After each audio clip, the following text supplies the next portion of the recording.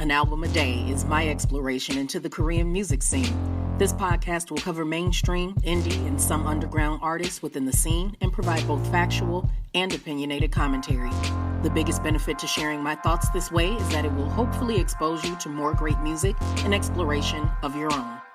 The show took a long and unanticipated hiatus as we were drawing season 4 to its close.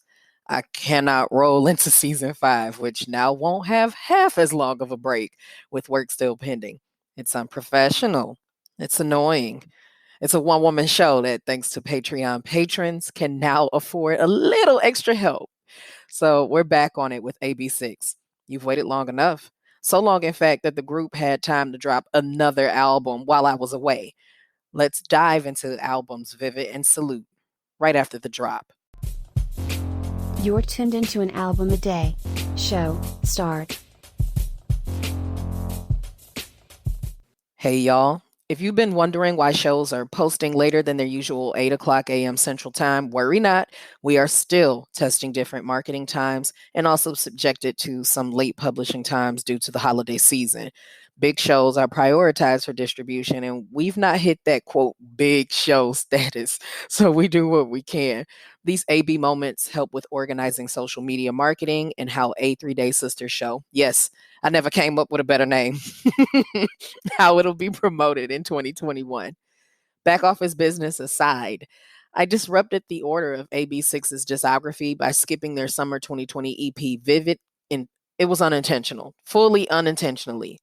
The 6-track, 20-minute album was originally scheduled for June 8th as its release date, but was moved to June 29th after the departure of Youngmin. The later date provided enough time for the group to re-record the songs without him and introduce audiences to the current lineup's colors.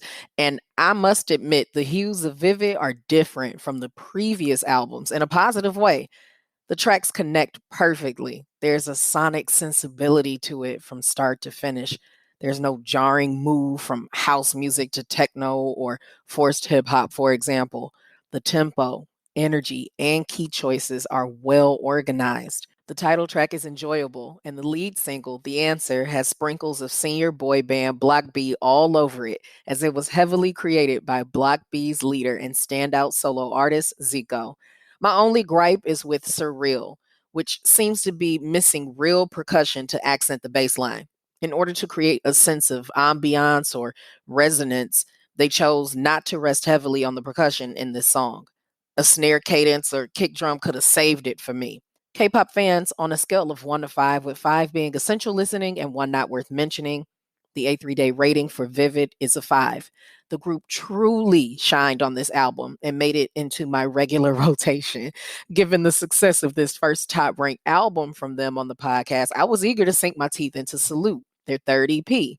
On November 2nd, 2020, AB6 released Salute, and it's different. This isn't to say that the album is bad, but it has a hard left from Vivid.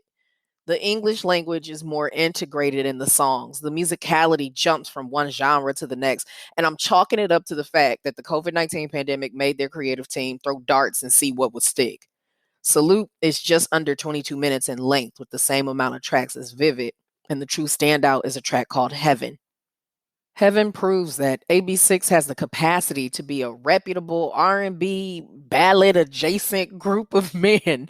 The EP Salute reflects direction that seems to think that the group doesn't have a unique sound yet, but Heaven is it.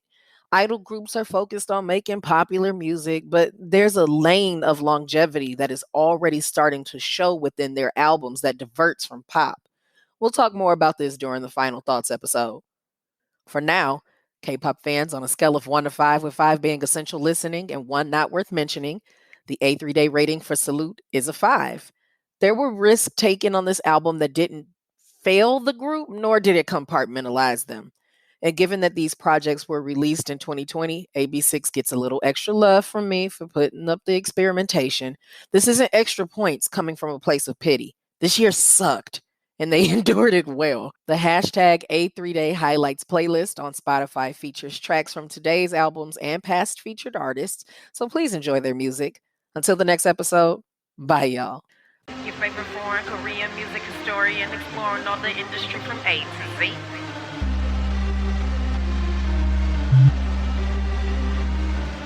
There's sponsored ads and social media hashtags, but this show is truly supported by the efforts of my Migualas, the most amazing fan base a little entertainer could ever have.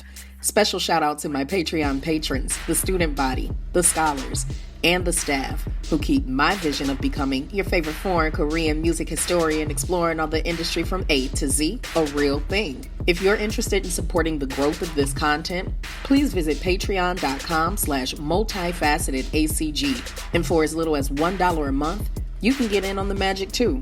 Interested in continuing your support at the free $99 price? I'd love you for it. You can still engage with the show and me, your lovely host, when you retweet, repost, and share the show and use hashtag A3 and the word day. Please consider leaving a few stars or a review on Apple Music, iTunes, IMDb, or Podchaser to keep things growing in the right direction.